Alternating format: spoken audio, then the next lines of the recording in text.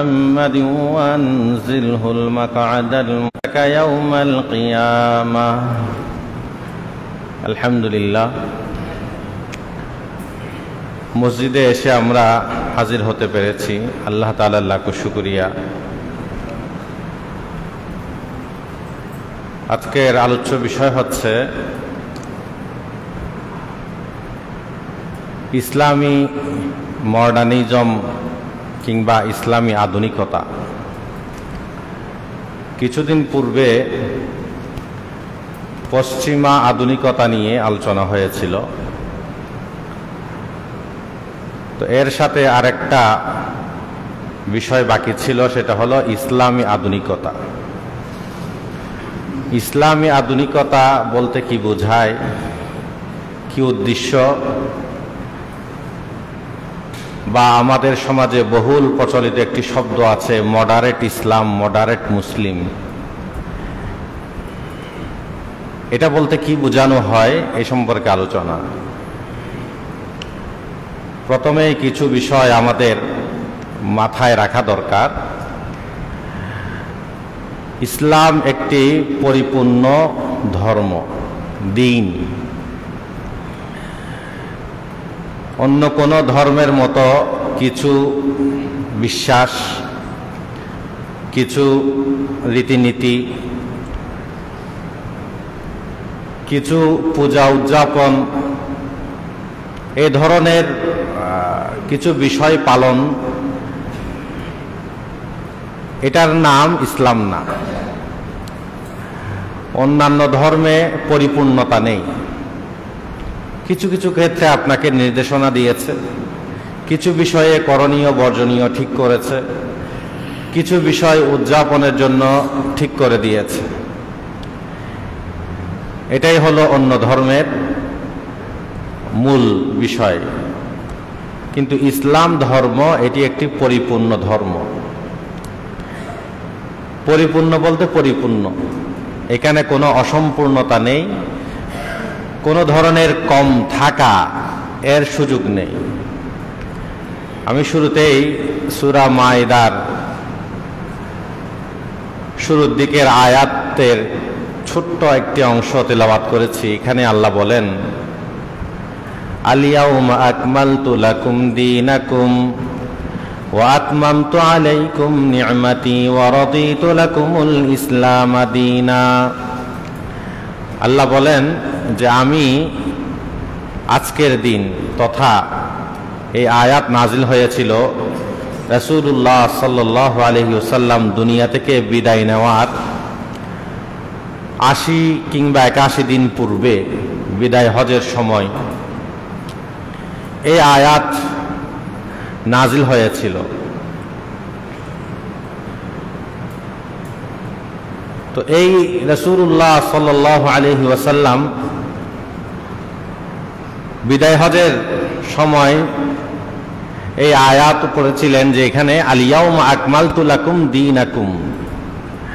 আল্লাহ তাআলা জানিয়ে দিয়েছেন আজকের দিন, আল্লাহ রাসূলের ইন্তেকালের ৮১ দিন আগে, তোমাদের দ্বীনকে, তোমাদের ইসলামকে, তোমাদের ধর্মকে আমি পরিপূর্ণ করে দিয়েছি। ওয়া রাদিতু লাকুমুল ইসলাম দীনা, এবং তোমাদের জন্য ইসলামকে আমি পছন্দ করেছি, নির্বাচন করেছি। ধর্ম হিসেবে আল্লাহ তাআলা আমাদের জন্য এই ইসলামকে নির্বাচন করেছেন, পছন্দ করেছেন। তো এই ইসলাম আমাদের এটা দিন, এটা ধর্ম এবং পরিপূর্ণ ধর্ম। তো পরিপূর্ণ বলতে একজন মানুষের জন্ম থেকে নিয়ে মৃত্যু পর্যন্ত, সকাল থেকে নিয়ে সন্ধ্যা পর্যন্ত মানুষের যত ক্ষেত্র হতে পারে, যত অঙ্গন হতে পারে, সর্বত্র আল্লাহ তাআলা মানুষকে বিধান দিয়েছেন, করণীয় বর্জনীয় ঠিক করে দিয়েছেন।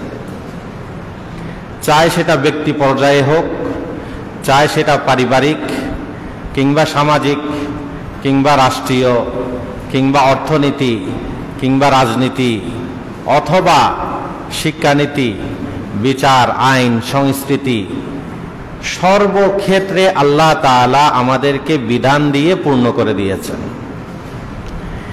এটা হলো একজন মুসলিমের বিশ্বাস। আমি যদি ইসলামকে বর্তমান অবস্থার দিকে তাকিয়ে যদি চিন্তা করি, বিশ্বাস করি, তাহলে আমার কাছে ইসলাম অসম্পূর্ণ মনে হবে, ইসলাম পরিপূর্ণ আমার কাছে মনে পড়বে না। কেন? কারণ বর্তমান দুনিয়ার মধ্যে ইসলাম যেভাবে আছে, এভাবে চিন্তা করলে ইসলামের পরিপূর্ণতা সামনে আসে না। আমাকে চিন্তা করতে হবে, আমাকে ইতিহাস হিসেবে দেখতে হবে মুহাম্মদুর রাসূলুল্লাহ সাল্লাল্লাহু আলাইহি ওয়াসাল্লাম মদিনার যে 10 বছর জীবন অতিবাহিত করেছেন, তিনি যে মদিনাতে 10 বছর রাষ্ট্র কায়েম করেছিলেন, সেখানে যেই রাষ্ট্র ব্যবস্থা ছিল, ইসলাম কেমন রূপে ছিল, সেটা আমার সামনে থাকতে হবে। সিরাতের কিতাব পড়েন, রাসূলুল্লাহ সাল্লাল্লাহু আলাইহি ওয়াসাল্লামের জীবনী পড়েন, সেখানে একটা পাঠ হলো মাদানী জীবন, মদিনার জীবন। আল্লাহ রসুলের ইন্তিকালের যেই পূর্বে শেষ 10 বছর ছিল, এই শেষ 10 বছর কিভাবে তিনি মদিনা রাষ্ট্রে ছিলেন, কিভাবে পরিচালনা করেছেন সর্বক্ষেত্রে। আমাদের মতো আমরা মনে করি যে শুধু মসজিদে আসলাম, নামাজ পড়লাম, রোজা রাখলাম, হজ করতে গেলাম, যাকাত দিলাম, কোরআন তিলাওয়াত করলাম, বিবাহ শাদী হুজুর দিয়ে পড়ালাম, জানাজা কাফন দাফন এগুলো করলাম, এগুলোই মূলত ইসলাম। এটাই হলো আমাদের মাথায় ঢুকে আছে এবং এটাই আমরা কল্পনা করি এবং প্রতিনিয়ত আমরা এটাই দেখি। এজন্য আমাদের কাছে মনে হচ্ছে ইসলামের গণ্ডি সীমা এটা খুবই সংকুচিত এবং এই কিছু জিনিস পালন করার নামই ইসলাম। কিন্তু বাস্তবে একজন ব্যক্তি সে পুরা জীবনকে কিভাবে পরিচালিত করবে,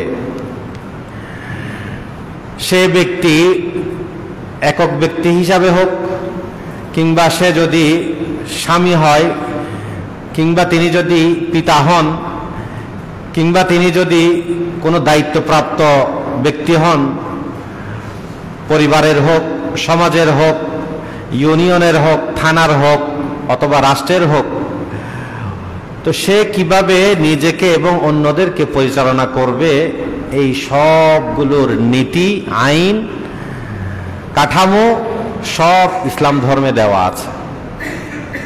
কিন্তু আমরা যেহেতু প্রতিনিয়ত দেখি শুধু নামাজ, রোজা, হজ, যাকাত, এগুলো আমরা ব্যক্তিগতভাবে পালন করা, কিংবা ইমাম সাহেবের নামাজ পড়াই, আমরা পিছনে ইক্তেদা করি, নামাজ পড়ি, বাস এতটুকুতেই আমরা ইসলামকে বুঝে নিয়েছি। অথচ নামাজের ক্ষেত্রে যেমন ইমাম সাহেব যেভাবে নামাজ পড়াচ্ছেন, অন্যরা আমরা অনুসরণ করতেছি, এইভাবে পুরা দেশের সমস্ত মানুষ একজন ব্যক্তির কথাই এইভাবে অনুসরণ করতে হবে।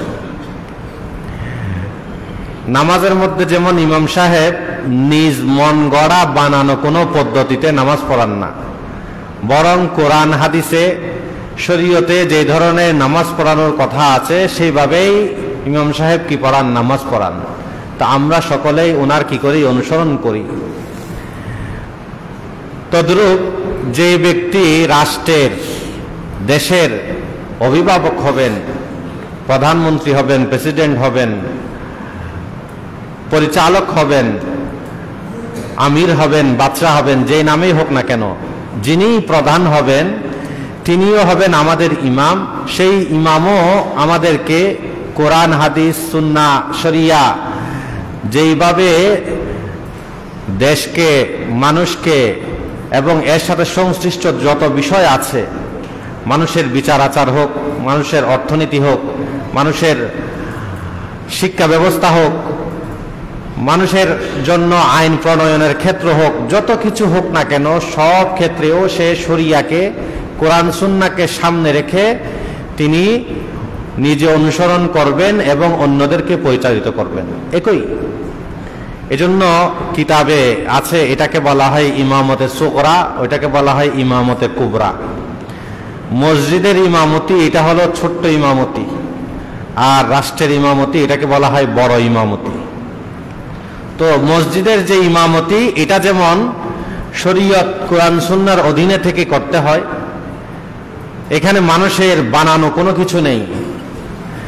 আল্লাহ যেভাবে বলেছেন, রাসূল যেভাবে বলেছেন সেভাবেই মানুষ পালন করে, ইমাম সাহেবও পালন করে, মুসল্লিরাও মুক্তাদিরাও ওইভাবে পালন করে। ঠিক একইভাবে যিনি রাষ্ট্রের প্রধান হবেন তিনিও এই ধরনের ইমাম হবেন, তিনিও কোরআন সুন্নাহয় যেভাবে বলা আছে, শরীয়তে যেভাবে বলা আছে, তিনি সেভাবে রাষ্ট্রকে পরিচালিত করবেন, নিজেও অনুসরণ করবেন এবং পুরা দেশের মানুষকে, দেশের সংশ্লিষ্ট মানুষের সংশ্লিষ্ট যত কিছু আছে সব কিছুকে কোরআন সুন্নাহ ও শরিয়া অনুযায়ী তিনি পরিচালিত করবেন। ওইখানেও ওনার মন গড়া করার কিছু সুযোগ নেই। কিন্তু মানুষ ইমামতি যেটা মসজিদের সেটা বুঝে, যেটা রাষ্ট্রের সেটা বুঝে না। ইমামতি মনে করে শুধু হলো মসজিদের সীমাবদ্ধ, আর যেটা রাষ্ট্রের সেটার কোনো ইমামতি নেই। অথচ আপনি যদি রাসূলের জীবন দেখেন, রাসূল মসজিদে যেমন ইমামতি করেছেন মসজিদে নববীতে, তিনি আবার রাষ্ট্রেরও ইমাম ছিলেন। কিভাবে মদিনা এবং মদিনার সাথে আরো বিস্তৃত অঞ্চল যেগুলো আস্তে আস্তে বেড়েছে, এদের সকলকে কিভাবে পরিচালিত করেছেন সিরাতের কিতাব একটু খুলে দেখেন, পাবেন। তো ইসলামকে যদি চিন্তা করতে হয়, ইসলামকে যদি বুঝতে হয়, তো আপনি কোরআন হাদিসের সাথে সাথে প্র্যাকটিক্যালি বোঝার জন্য রাসূলের মাদানী জীবন, মদিনার জীবন, এই সিরাতের এই অংশটা পড়বেন। তো সেখানে কোনো অংশ, জীবনের কোনো ক্ষেত্র, কোনো অঙ্গন বাদ নেই। প্রতিটি ক্ষেত্রেই আল্লাহর বিধান দেওয়া আছে, রাসূলের তরিকা দেওয়া আছে, সেই বিধান অনুযায়ী রাসূলুল্লাহ সাল্লাল্লাহু আলাইহি ওয়াসাল্লাম সেই মদিনার জীবন পরিচালিত করেছেন সর্বক্ষেত্রে। এরপর তার সাথে আপনি খোলাফায়ে রাশেদার জীবন দেখেন। হযরত আবু বকর রাদিয়াল্লাহু তাআলা আনহু, এরপর আর 2 বছর তিনি খলিফা ছিলেন। হযরত আবু বকর রাদিয়াল্লাহু তাআলা আনহুর পর হযরত ওমর রাদিয়াল্লাহু তাআলা আনহু 10 বছর খলিফা ছিলেন। হযরত ওমরের পর হযরত উসমান রাদিয়াল্লাহু তাআলা আনহু 12 বছর খলিফা ছিলেন। হযরত উসমানের পর হযরত আলী রাদিয়াল্লাহু তাআলা আনহু 5.5 বছর বা 6 বছরের কাছাকাছি তিনি কি ছিলেন? খলিফা ছিলেন। এই যে খোলাফায়ে রাশেদার জীবন, প্রায় 30 বছরের জীবন, এই 30 বছর কিভাবে পরিচালিত হয়েছে ওনাদের জীবনীগুলো পড়েন, পেয়ে যাবেন। ওইখানে শুধু হযরত ওমর রাদিয়াল্লাহু তাআলা আনহু রাষ্ট্রের ইমামতি করেননি, শুধু মসজিদের ইমামতি করেছেন এমন না। এখন অনেকেই হযরত ওমরের শাসনের কথা গর্ব করে বলছেন। তো হযরত ওমরের শাসনের কথা যে গর্ব করে বলেন, সেই ওমর তো শুধু মসজিদের ইমামতি করেননি, সেই ওমর তো রাষ্ট্রেরও ইমামতি করেছেন।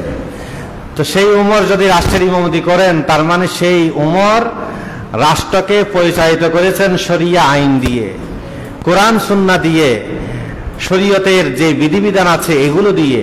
এভাবেই তো তিনি কি করেছিলেন? এই রাষ্ট্রকে পরিচালনা করেছিলেন।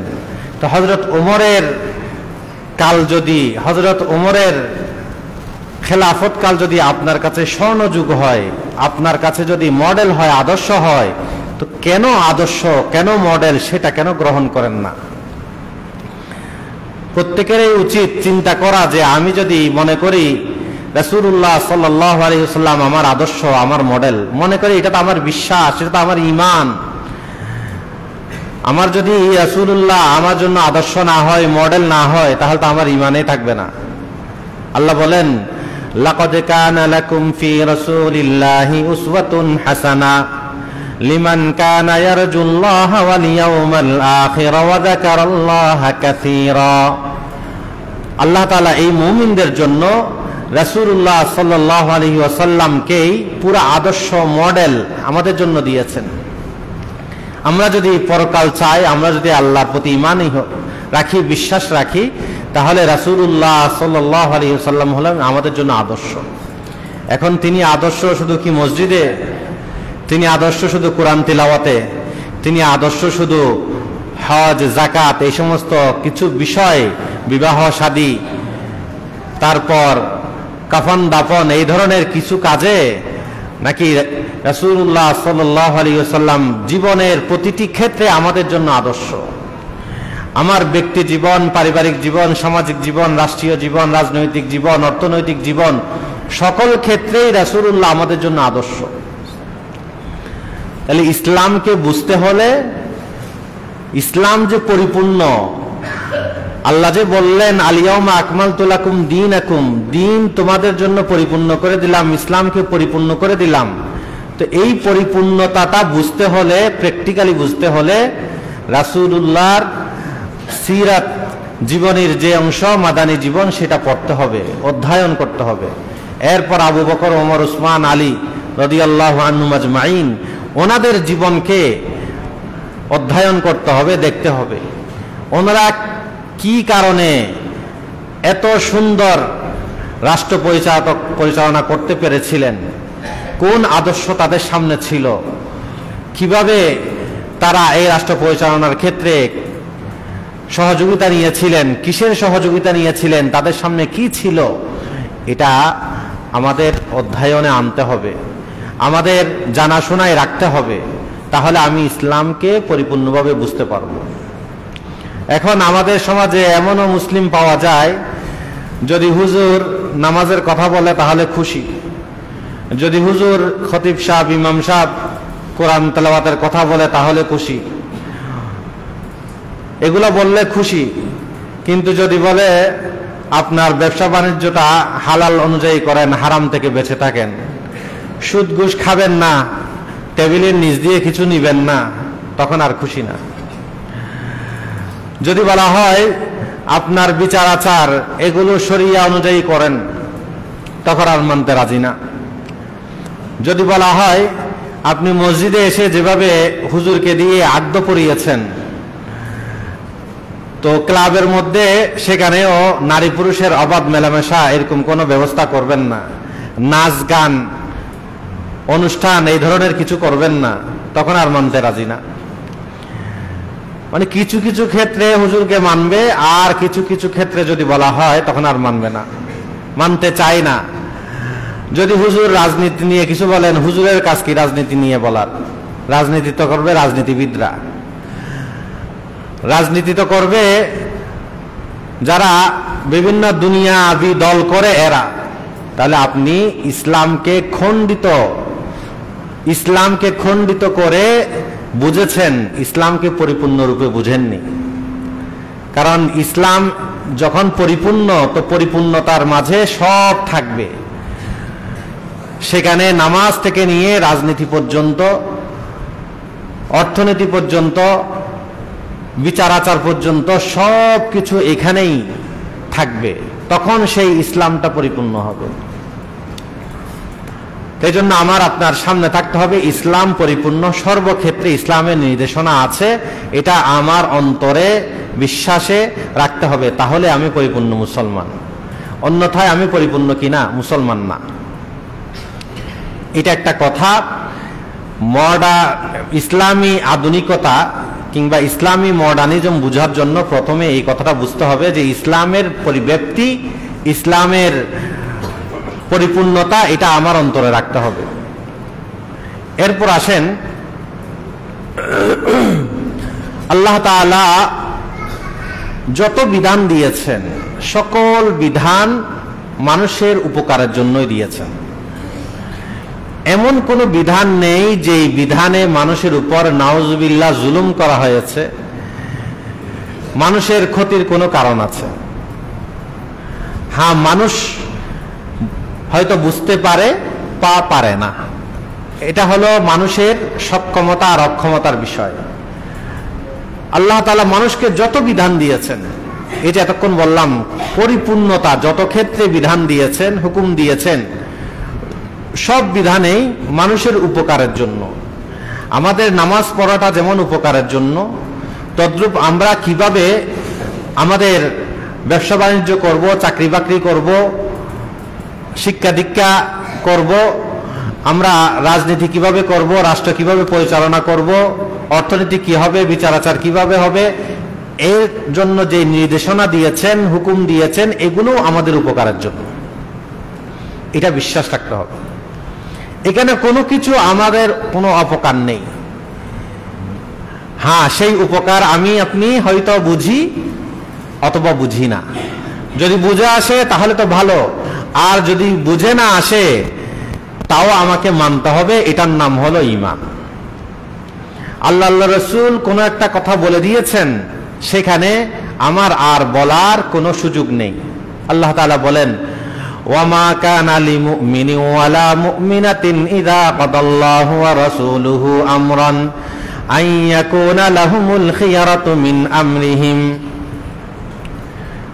কোন মুমিন পুরুষ, কোন মুমিনা মহিলা, ওয়ামা কানা লিমুমিনিন ওয়ালা মুমিনাতিন ইযা কাদাল্লাহু ওয়া রাসূলুহু আমরা, যখন কোন বিষয়ে তারা নির্দেশনা দিয়ে দেন, হুকুম দিয়েছেন আল্লাহর রাসূল, কোন মুমিন মুমিনাকে যখন নির্দেশনা দিয়েছেন কিভাবে তারা এই কাজটা করবে, সে যেই ক্ষেত্রেই হোক না কেন, তখন আইয়াকুনা লাহুমুল খিয়ারাতু মিন আমরিহিম, তখন ওই মুমিন যে নিজেকে ঈমান দাবি করছে, মুমিন দাবি করছে, ঈমান আছে বলে দাবি করছে, তার জন্য তার বিপরীত করার কোনো ইখতিয়ার, কোনো সুযোগ নেই। এটা যদি সে মানতে পারে তখন হলো সে মুমিন, তখন সে ঈমানদার। অন্যথায় সে যদি এটা মেনে নিতে না পারে তাহলে সে বেঈমান। তাহলে বোঝা গেল আল্লাহর যত বিধান আছে, এই সব বিধান আমার বুঝে আসুক আর না আসুক, সেটা চাই নামাজের ক্ষেত্রে হোক, চাই সেটা রাষ্ট্রের ক্ষেত্রে হোক, অর্থনীতির ক্ষেত্রে হোক, রাজনীতির ক্ষেত্রে হোক, সর্বক্ষেত্রেই আমার বুঝে আসুক আর না আসুক আমাকে মেনে নিতে হবে। এটা হলো মুমিনের পরিচয়, এটা হলো মুমিনের বিশ্বাস, এটা হলো মুমিনের জন্য করণীয়। এর বিপরীত করার কোনো সুযোগ নেই, সে যে বিধানেই হোক। একটা উদাহরণস্বরূপ বলি, কোরআনের মধ্যে আসছে, ওয়াসসারিকু ওয়াসসারিকাতু ফাকাতউ আইদিয়াহুমা জাযাআম বিমা কাসাবা নাকালাম মিনাল্লাহ। কোন চোর আর চোরনি, মানে মহিলা যে চুরি করেছে বা পুরুষ চুরি করেছে, কি পরিমাণ সম্পদ চুরি করেছে, কোত্থেকে চুরি করেছে, এগুলোর কিছু শর্ত আছে হাদিসের মধ্যে। এই শর্ত যদি পাওয়া যায় এবং যদি প্রমাণ হয়ে যায় এই ব্যক্তি চুরি করেছে বা এই মহিলা চুরি করেছে, এত পরিমাণ সম্পদ চুরি করেছে এবং অমুক জায়গা থেকে যেখানে হেফাজত করা হয়েছিল, যেটা রাস্তায় সামনে পড়েছিল না, এই ধরনের কিছু কি আছে, শর্ত আছে। এই শর্তগুলো যখন পাওয়া যাবে, প্রমাণিত হয়ে যাবে, তখন আল্লাহ তাআলা বলেন, ফাকাতউ আইদিয়াহুমা, তাদের হাত কেটে ফেলো। এই নির্দেশনা হলো সরকারকে দেওয়া হয়েছে, প্রশাসনকে দেওয়া হয়েছে। এটা ব্যক্তি উদ্যোগের কাজ না, কেউ নিজে করতে পারবে না। প্রশাসনের কাছে, সরকারের কাছে যদি এটা প্রমাণিত হয়ে যায় যে এই ব্যক্তি চুরি করেছে এবং শরীয়তে এর জন্য যা যা শর্ত আরোপ করেছে সব পাওয়া গিয়েছে, তাহলে তার জন্য হাত কেটে ফেলতে হবে। শরীয়তের নির্দেশ, কোরআনের নির্দেশ, আল্লাহর নির্দেশ।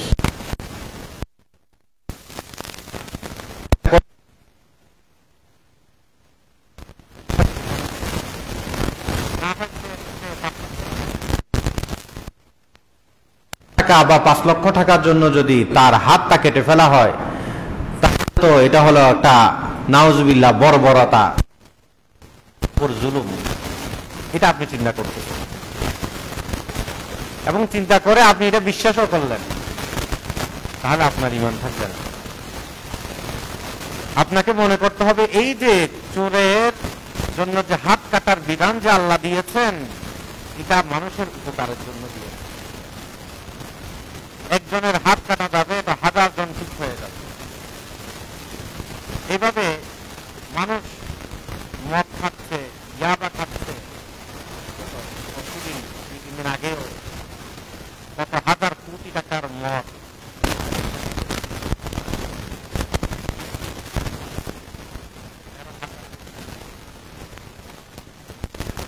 অনেক টাকার মদ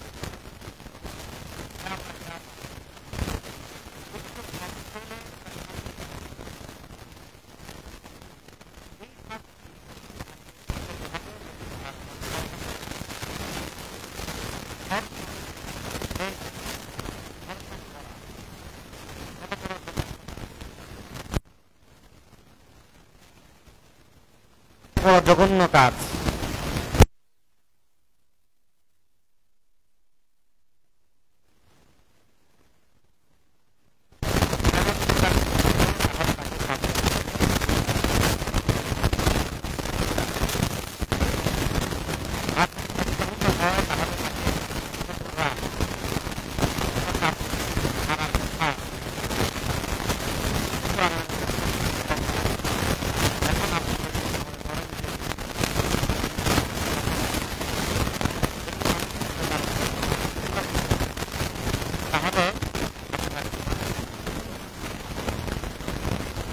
আপনাকে বিশ্বাস করতে হবে যে এই বিধানগুলো দিয়েছে, এই বিধানগুলো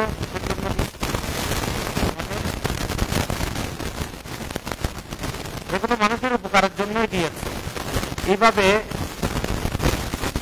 না করা, প্রতারণা না করা, ভেজাল না করা, এগুলো শাস্ত্রের মধ্যে আসছে, শরীয়তের মধ্যে আসছে। প্রতারণা করে, প্রতারণা করে, তাহলে বিচারকে এটার জন্য সাহায্য করতে হবে। এই যে কথাগুলো আছে এগুলো সব হলো মানুষের উপকারের জন্য। কারণ প্রতারণা ধরেন আপনার মাছে ফরমালিন দিচ্ছে, তরকারিতে দিচ্ছে, ওজনে ভেজাল আমাদেরকে মিক্স করে খাওয়াচ্ছে। তো এগুলো তো মানুষের শরীরের জন্য, প্রতি স্বাস্থ্যের জন্য, প্রতি সব কি ক্ষতি হয়। এইকে বাঁচার জন্য শরীয়তের নির্দেশনা আছে। তো এগুলোর কিছু আমরা বুঝি আর কিছু বুঝি না। তো বুঝি আর না বুঝি আমাদেরকে ঈমান আনতে হবে, এটা আমাদেরকে বিশ্বাস করতে হবে। হ্যাঁ, পালন করতে না পারি সেটা ভিন্ন বিষয়, কিন্তু বিশ্বাস করা এটা হলো মুমিনের কাজ, এটা অবশ্যই করতে হবে। তো এইভাবে আল্লাহ তাআলা আমাদেরকে প্রথম কথা বলেছিলাম যে ইসলামকে পরিপূর্ণ করে দিয়েছেন এবং ইসলামের যত বিধান দিয়েছেন এই বিধানও মানুষের উপকারে দিয়েছেন। এইভাবে আরেকটা বিধান হলো ইসলামের জিহাদের বিধান। সশস্ত্র যে জিহাদ করা হয় এই জিহাদও মানুষের উপকারের জন্য দিয়েছেন। বিস্তারিত বলার সুযোগ নেই, একটু কয়েকটা উদাহরণ যেহেতু দিয়েছি, তো এই জিহাদের ক্ষেত্রে আপনি বুঝে নেন এটাও হলো মানুষের উপকারের জন্য। আজকে যারা পশ্চিমারা বা অন্যরা যারা মুসলমানদের উপর অত্যাচার করতেছে, জুলুম করতেছে, নির্যাতন করতেছে, তো এরাও মূলত সশস্ত্র কাজ করতেছে, কিন্তু এরা এটার নাম দিয়ে দিয়েছে সন্ত্রাস দমন, কিন্তু করতেছে আসলেই হলো মুসলমান নিধন। সন্ত্রাসের নাম দিয়ে ইসলাম নিধন এবং মুসলমানদেরকে ধ্বংস করার কাজেই তারা করতেছে। আপনি যেখানেই তাকান, ফিলিস্তিন বলেন, আরাকান বলেন, চীনের উইগুর বলেন, কাশ্মীর বলেন, সোমালিয়া, চেচনিয়া, এই সমস্ত জায়গা বলেন, সব জায়গায় মূলত হলো এদের সংস্কৃতিকে, এদের আধিপত্যকে, এদের ক্ষমতাকে টিকিয়ে রাখার জন্য, মুসলমানদেরকে ধ্বংস করার জন্যই হলো এদের কাজ। কিন্তু এরা নাম দিয়েছে এটাকে আপনার কি করা, সন্ত্রাস দমন। কিন্তু আসলে সশস্ত্র হামলা, মুসলমানদেরকে শেষ করার জন্য যত ব্যবস্থা। তো আল্লাহ তাআলা যে এই জিহাদের বিধান দিয়েছেন এটাও হলো মুসলমানদের উপকারের জন্য।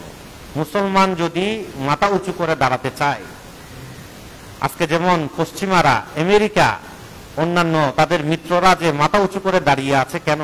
কারণ তারা অন্যকে মারতে পারতেছে। তো মুসলমানরাও যদি মাথা উঁচু করে দাঁড়াতে চায়, তারা যদি তাদের ধর্ম নিয়ে কর্ম নিয়ে মাথা উঁচু করে থাকতে চায়, তাহলে অবশ্যই তাদেরকেও সশস্ত্র হামলা, সশস্ত্র কেউ যদি তাকে মারতে আসে, তাকে মারা, ইসলামের যেই ন্যায় ইনসাফ নীতির বিধান আছে, এই বিধান অনুযায়ী দেশকে পরিচালনা করার বিধান মেনে নিতে বাধ্য করা, এটা মুসলমানদেরকে আল্লাহ তাআলা দিয়েছেন। হ্যাঁ, জিহাদের উদ্দেশ্য কখনো কাউকে মুসলমান বানানো না, এটা ভালো করে মনে রাখবেন। আগেও বলেছি, জিহাদের উদ্দেশ্যে কাউকে মুসলমান বানানো না। এই পর্যন্ত জিহাদ করে কাউকে মুসলমান বানানো হয়েছে, এই ধরনের প্রোপাগান্ডা হয়তো করা হয়, কিন্তু বাস্তবে না। হ্যাঁ, জিহাদের কারণেও অনেক ইসলামের সৌন্দর্য দেখে অনেকে পরবর্তীতে মুসলমান হয়েছেন, সেটা ভিন্ন বিষয়। কিন্তু জিহাদের উদ্দেশ্য কখনো কাউকে মুসলমান বানানো না। কারণ জিহাদের উদ্দেশ্য যদি মুসলমান বানানো হতো, তাহলে দেখেন জিহাদের ক্ষেত্রে যারা নারী তাদের সাথে জিহাদ নাই, যারা শিশু তাদের সাথে জিহাদ নেই, যারা অক্ষম মাজুর তাদের সাথে জিহাদ নেই, যারা জিজিয়া দিয়ে থাকতে পারবে, কর দিয়ে থাকতে পারবে ইসলামী রাষ্ট্রে, তাদের সাথে জিহাদ নেই। তো যদি জিহাদের উদ্দেশ্য যদি কাউকে মুসলমান বানানো হতো, তাহলে এদেরকে কেন ছাড় দেওয়া হলো?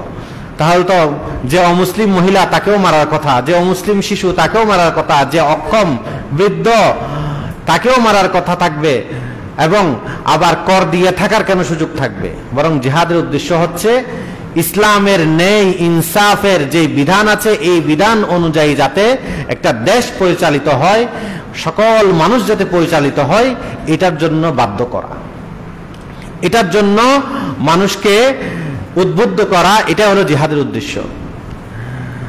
তো ইসলামে যে জিহাদের বিধান দিয়েছেন, এটাও হলো মানুষের উপকারের জন্য। এইভাবে যত বিধান দিয়েছে, সব কিছুর ক্ষেত্রে মানুষের কোনো না কোনো উপকার আল্লাহ রেখে দিয়েছেন।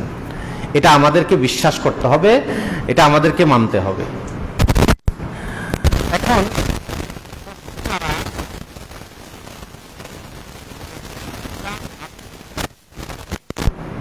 যেই মডারেট ইসলাম যেটা আমাদের সামনে উপস্থাপন করা হয়েছে, এটার উদ্দেশ্য কি?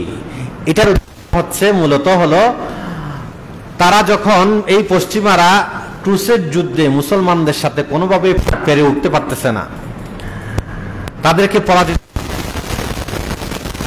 না, তখন তারা অন্য ফ্রন্টে কাজ করা শুরু করলো, বুদ্ধিভিত্তিক আঘাতের কাজ।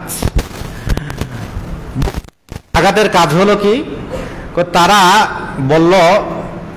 তারা চিন্তা করলো যে মুসলমানদের মধ্য থেকে একটি দল এমন, যারা ইসলামকে বাদ দেওয়ার কথা বলবে না, ইসলামকে ছাড়ার কথাও বলবে না, বরং কি বলবে? ইসলামকে আধুনিক করার কথা বলবে, ইসলামকে ছাড়তেও বলবে না, বরং ইসলামকে বলবে আধুনিক করতে।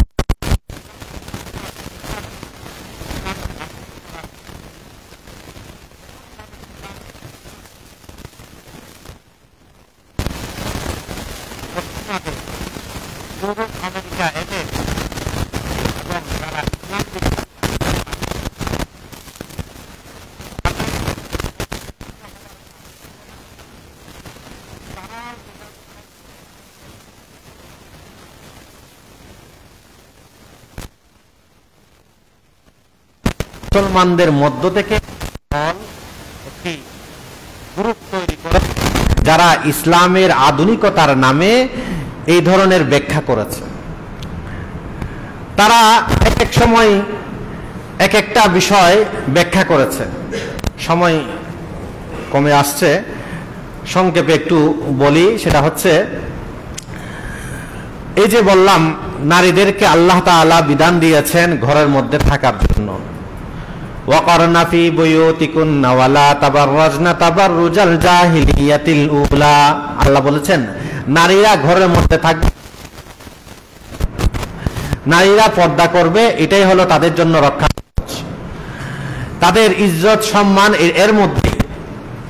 এখন পশ্চিমারা তারা চাচ্ছে নারীদেরকে ঘর থেকে বের করে দেওয়ার জন্য।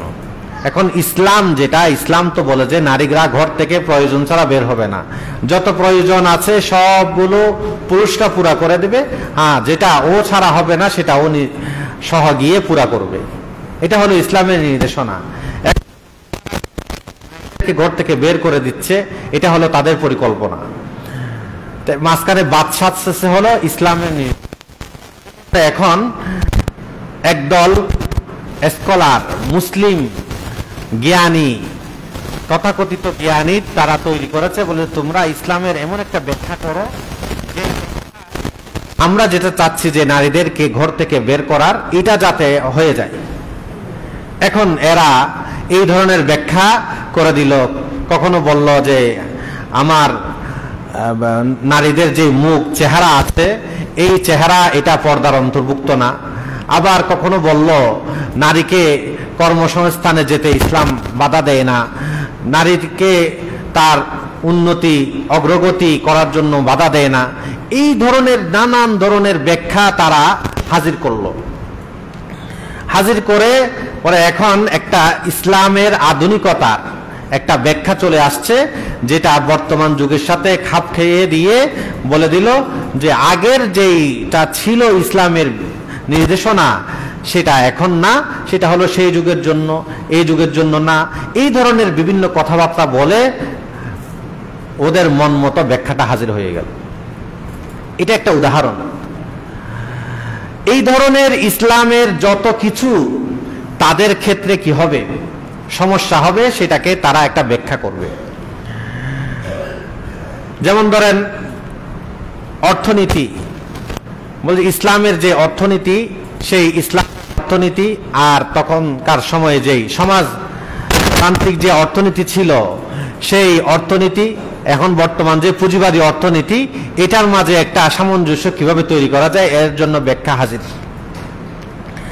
মুসলমানরা তারা তাদের ঘরের মধ্যে, তাদের মসজিদের মধ্যে, তাদের অন্যান্য জায়গায় তারা তাদের ইবাদত পালন করবে, কিন্তু তারা রাষ্ট্র রাজনীতি বিচার আচার ইত্যাদি এগুলো কিভাবে করবে এগুলো রাজনীতিবিদরা করবে, এরা এটার সাথে ইসলামের কোনো সম্পর্ক নাই, এইভাবে বলে ইসলামকে ভাগ করে ফেললো। এই যে একটা একটা নতুন নতুন ব্যাখ্যা, আধুনিক ব্যাখ্যা করতেছে, এই ব্যাখ্যার নামেই হলো আপনার মডার্নিজম বা ইসলামী মডার্নিজম, ইসলামী আধুনিকতা।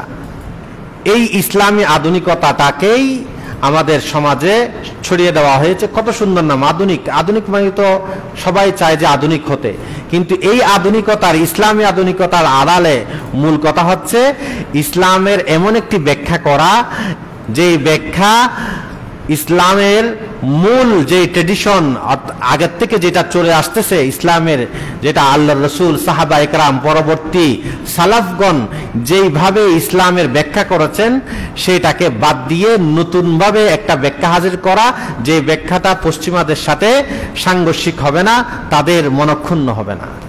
এটাই হলো মূলত ইসলামী আধুনিকতা। তো এর জন্য কিছু লোক তৈরি হয়ে গেছে। ভারতবর্ষে ছিল স্যার সৈয়দ আহমদ খান, মিশরে ছিল মোহাম্মদ আব্দুহু, জামালউদ্দিন আফগানি, এই ধরনের কিছু ব্যক্তি উপস্থিত হয়ে গেছে, হাজির হয়ে গেছে, যারা ইসলামকে এই আধুনিকভাবে কি করেছে, ব্যাখ্যা করেছে, ইসলামের আধুনিকতা। আচ্ছা, তো এই ধরনের যেই কথাগুলো আছে এগুলো আসলেই মতবাদ। এটি সুন্দর একটি বাক্য, সুন্দর একটি শব্দ, আধুনিকতা, কিন্তু এর পিছনে আসল রহস্য হচ্ছে ইসলামকে শেষ করে দেওয়া, ইসলামকে খণ্ডিত আকারে আপনার সামনে উপস্থাপন করা। এখানে আরেকটা কথা বলে রাখি, এর সাথেই বলা হয় যে মডারেট ইসলাম বা মডারেট মুসলিম। মডারেট শব্দের অর্থ হচ্ছে মধ্যপন্থী। তো মডারেট ইসলাম মানে যে ইসলামের মধ্যে মধ্যপন্থা আছে, মডারেট মুসলিম মানে যে মধ্যপন্থী মুসলিম। বলে এই মধ্যপন্থী মুসলিম এটা কোত্থেকে আসছে? আল্লাহ তাআলা কোরআনে বলেছেন, ওয়াকাযালিকা জাআলনাকুম উম্মাতাও ওয়াসাতাল লিতাকুনু শুহাদা আলান নাস। আল্লাহ বলেছেন যে আমি তোমাদেরকে বানিয়েছি উম্মতে ওয়াসাতিয়া, মানে হলো মধ্যপন্থী উম্মত। এই মধ্যপন্থী উম্মত থেকেই নিয়ে আসছে মধ্যপন্থী মুসলিম। মধ্যপন্থী মুসলিম মানে ওরা বুঝাতে চায় তারা প্রথমে ইসলামের কিছু বিধানকে ভয়ঙ্কর রূপে হাজির করেছে। তারা প্রথমে ইসলামের যেমন জিহাদের বিধান যে আছে, নারী পুরুষের সমতা যে নাই, কিসের ক্ষেত্রে? তর্কার ক্ষেত্রে, মিরাসের ক্ষেত্রে। এখানে তারা দেখিয়েছে যে নারীদের উপর জুলুম করা হয়েছে, নাউজুবিল্লাহ। হাত কাটা, তারপর পাথর মেরে রজম করা, জেনা ব্যভিচার করলে, চুরি করলে হাত কাটা, এই সমস্ত বিধান, এগুলোকে তারা উগ্রতা, বাড়াবাড়ি, বর্বরতা ইত্যাদি হিসাবে মানুষের সামনে উপস্থাপন করেছে। নারীদেরকে ঘরের মধ্যে থাকতে যে বলা হয়েছে, এগুলাকে উগ্রতা হিসাবে তারা দেখিয়েছে। এগুলাকে উগ্রতা হিসাবে দেখিয়ে এরা বলে যে একটা উগ্রতা বাদ দিয়ে মধ্যপন্থী একটা ইসলাম, মধ্যপন্থী মুসলমান তোমরা দাঁড় করাও, যারা নারীদেরকে ঘর থেকে অবাধে বের করে দিবে, চাকরি বাকরি, গার্মেন্টস, অন্যান্য যত সেক্টর আছে সব জায়গায় সমানে নারী পুরুষ সমান তালে চলবে, সব কিছু সমান তালে করবে, এইভাবে তারা করে দিয়েছে। এইভাবে অন্যান্য যত বিধান আছে সকল বিধানের ক্ষেত্রে যেগুলো মানুষের বুঝতে একটু কষ্ট হয় বা মানুষের বাহ্যিকভাবে দেখলে এটা অনেক বড় কঠিন মনে হয়, এটাকে তারা বলেছে যে এটা হলো রেডিক্যাল ইসলাম, এটা হলো উগ্রতা, উগ্রপন্থী ইসলাম। তো এই রেডিক্যাল ইসলামের বিপরীতে তোমরা একটা মডারেট ইসলাম দাঁড় করাও, মধ্যপন্থী ইসলাম। যারা এটা পালন করবে এরা হবে মডারেট মুসলিম। আর যারা চুরি করলে হাত কাটার কথা বলবে, রাষ্ট্র রাজনীতি নিয়ে কথা বলবে, তারপর আপনার নারীদেরকে ঘরে থাকার কথা বলবে, পর্দার কথা বলবে, এই ধরনের মিরাসের ক্ষেত্রে সমতা নাই এটার কথা বলবে, এই ধরনের যেগুলো একটু বাড়াবাড়ি বা এই ধরনের মানুষের বোঝা আসে না, এই ধরনের যত বিধান আছে বলে এগুলো হলো রেডিক্যাল ইসলাম, এগুলো হলো উগ্রপন্থা। এগুলাকে বাদ দিয়ে কি চলে আসো? মধ্যপন্থা ইসলামে চলে আসো। এটাই হলো মডারেট মুসলিম, মডারেট ইসলাম।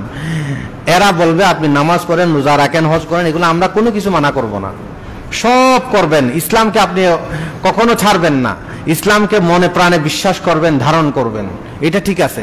কিন্তু এটা সংক্ষিপ্ত এবং সীমিত, সীমাবদ্ধ জায়গায়, এটাকে বিস্তৃত আকারে, আমি যে শুরুতে বলেছি ইসলাম যে একটা পরিপূর্ণ ধর্ম, ইসলামের যে একটা বিস্তৃতি একটা জায়গা আছে মানুষের ব্যক্তি জীবন থেকে নিয়ে একেবারে রাষ্ট্রীয় জীবন পর্যন্ত, সকাল থেকে নিয়ে সন্ধ্যা পর্যন্ত, জন্ম থেকে নিয়ে মৃত্যু পর্যন্ত মানুষের যে প্রতিটি ক্ষেত্র আছে, এই সব ক্ষেত্রে ইসলামের কথা বলবে না যারা বলে এরাই হলো মধ্যপন্থী মুসলিম, এরাই হলো মডারেট মুসলিম, এটাই হলো মডারেট ইসলাম। তাহলে মডারেট ইসলামটাকে দাঁড় করানো হচ্ছে রেডিক্যাল ইসলামের বিপরীতে। তাহলে প্রথমকে প্রকৃত যে ইসলাম, আসল যে ইসলাম, কমপ্লিট পরিপূর্ণ যে ইসলাম, এটাকে এরা প্রথমে উগ্রপন্থী ইসলাম হিসাবে হাজির করেছে। এর বিপরীত কাউন্টার হিসাবে আরেকটা ভাগ করে কি নিয়ে আসছে? মধ্যপন্থী ইসলাম। আসলে মধ্যপন্থী ইসলাম বলতে কোনো ইসলাম না, ইসলাম তো একটাই। আবার মধ্যপন্থী কি? ইসলাম যেটা আল্লাহ দিয়েছেন, রাসূল দিয়েছেন, ওনারা যেটা বাস্তবায়ন করে দেখিয়েছেন রাসূলুল্লাহ সাল্লাল্লাহু আলাইহি ওয়াসাল্লাম, সাহাবা একরাম, এটাই হলো আসল ইসলাম, এটাই হলো ইসলাম। হ্যাঁ, ইসলামের নামে কেউ উগ্রতা করতে পারে, সন্ত্রাস করতে পারে, কিন্তু সেটা তো ইসলামের দোষ না। এটা তো ডাক্তারির নামে কেউ ভুয়া ডাক্তারি করতে পারে, ইঞ্জিনিয়ারিং নামে কেউ ভুয়া ইঞ্জিনিয়ারিং করতে পারে, পুলিশের মধ্য থেকেও কেউ ভুয়া পুলিশ সাজতে পারে। তাই বলে কি আবার আপনি প্রকৃত পুলিশ একটা নাম দিবেন নাকি? মধ্যপন্থী পুলিশ একটা নাম দিবেন নাকি? বলে এখানে যেমন ভুয়া যেটা সেটা ভুয়াই। তো ইসলামের নামে যদি কেউ সন্ত্রাসী কার্যকলাপ করে তাহলে সেটা হলো সন্ত্রাসী কার্যকলাপেই। যেটা ইসলাম সেটা তো ইসলামেই। এটাই হলো আল্লাহর ভাষায় সিরাতে মুস্তাকিম, এটাই হলো উম্মতে ওয়াসাতিয়া, এটাই হলো ইসলাম। এখানে আবার মধ্যপন্থী আর উগ্রপন্থী এই ধরনের ভাগ করা এটাই হলো ভুল। বরং আমরা আসলেই মুসলমান, আমরা মুসলিম, আমরাই হলাম আল্লাহ তাআলার ভাষায় সিরাতে মুস্তাকিমের মধ্যে আছে। মাঝামাঝি মানেই সবকিছু আসলে ঠিক না। অনেক সময় মানুষে মনে করে যে আমি যদি এটাও না এটাও না, যদি মাঝামাঝি থাকি তাহলে মনে হয় আমি সঠিক পন্থায় আছি। আসলে আপনার ডান পাশে আর বাম পাশে কি আছে সেটার উপর নির্ভর করবে আপনার মাঝামাঝিটা কি হবে। আপনি যদি একটা সংখ্যা ধরেন 50, তো 50-এর মাঝামাঝি হলো 25। আর যদি আপনি সংখ্যা ধরেন 100, তখন মাঝামাঝি আর তো 25 হবে না, তখন হয়ে যাবে কত? 50 হবে মাঝামাঝি। এই জন্য আপনার ডানে আর বামে কি আছে সেটা দেখতে হবে। যদি দেখেন যে ডানেও বাতিল বামেও বাতিল, তাহলে মাঝখানে সেটা হলো ইসলাম। ঠিক আছে? যেমন ধরেন কেউ জেনা, ব্যভিচার, ধর্ষণ, লিভ টুগেদার, এগুলাকে অন ইসলাম, এগুলো বাতিল। তো মাঝখানে যেটা বিবাহ করা এটা হলো ইসলাম। তো এটা ঠিক আছে, কিন্তু সেখানে যদি আপনি নতুন আরেকটা পদ্ধতি বের করেন যেটা ইসলাম সমর্থন করে না, তাই বলে এটা যে ইসলামের নাম দিয়ে চালিয়ে দিবেন, এটা তো হতে পারে না। এজন্য মাঝামাঝি এটা যে ঠিক হবে সেটা হলো দুই পাশে কি আছে সেটা। আবার সব মাঝামাঝি যে ঠিক হয় তাও না। আল্লাহ তাআলা কোরআনের মধ্যে বলেছেন, মুনাফিক যারা এরা মুযাবিযাবিনা বাইনা যালিকা লা ইলাহা উলা ওয়ালা ইলাহা উলা, মানে মুনাফিক যারা এরা মাঝামাঝি থাকে, না মুমিনের সাথে না কাফেরের সাথে। তাহলে এখন আপনি যদি মধ্যপন্থী যদি সঠিক মনে করেন, তাহলে তো মুনাফিকও তো সঠিক, সেও তো মুসলমানের সাথেও না কাফেরের সাথেও না। ওয়াইযা লাকুল্লাযীনা আমানু ক্বালু আমান্না ওয়াইযা খালাউ ইলা শায়াতিনহিম ক্বালু ইন্না মাআকুম, মুসলমানদের কাছে গিয়ে বলে আমরা তোমাদের সাথে, আবার যখন কাফেরদের সাথে যায় তখন বলে আমরা তোমাদের সাথে। তো এইভাবে মাঝামাঝি হলেই যে মধ্যপন্থী হলেই যে সঠিক হবে সেটা না, বরং দুই পাশে কি আছে সেটা আপনাকে ঠিক করতে হবে, রেঞ্জ ঠিক করতে হবে, এরপর মাঝের বিষয়টা সঠিক তখন ঠিক হবে। 100 হলে সঠিক হবে 50 মাঝখানেরটা, আর যদি 50 হয় তখন মাঝখানেরটা হবে 25। তো এই জন্য দুই পাশে যদি বাতিল হয়, মাঝখানে যদি ইসলাম হয়, তখন হলো সেটা হক, সেটা মধ্যপন্থী। কিন্তু আপনি দুই পাশে যদি এক ইসলাম এবং বাতিল দুইটাই রেখে দেবেন, নতুন আরেকটা পন্থা, কিছু পশ্চিমা কিছু ইসলামের থেকে নিয়ে আরেকটা জগা কিছুই তৈরি করে যদি বলেন এটা মধ্যপন্থা, তো এটাও আল্লাহর কাছে গ্রহণযোগ্য না। আল্লাহ তাআলা আমাদেরকে বোঝার তৌফিক দান করুন।